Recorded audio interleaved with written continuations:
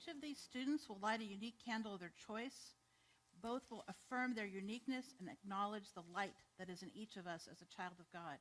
After teaching, they will place the candle in an oblong basin to symbolize adding their light to the community. Abe, please come teach.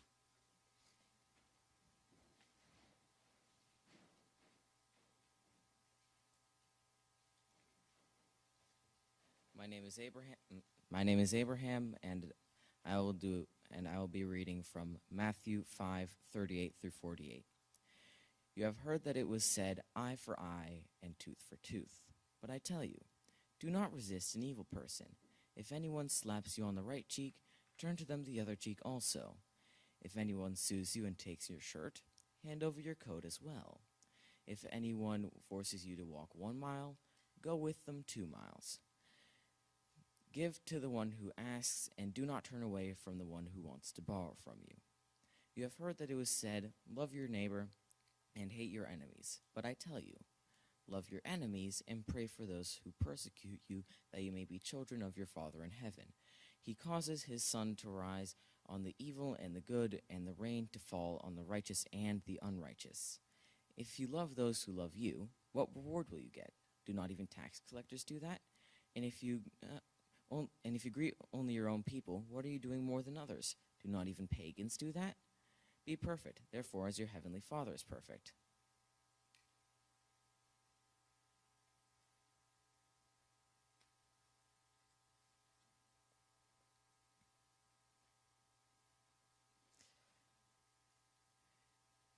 This, like many of Jesus' teaching, has an underlying critique of society, in that unless we're forced to, we really don't change those we're around. We don't go into new circles of people. We don't meet anyone new. We just stay with the same old people for as long as we can. And that, well, it slows down our growth as people. Meeting new people, sure, it might end poorly sometimes. Maybe they aren't the right person for you to be a friend with. But you may also find a new best friend. Why does this always keep on turning upside down? In part of the passage, he states how God's sun and rain will rise and fall on all people, good or evil, which points out how God is impartial and equal no matter who you are.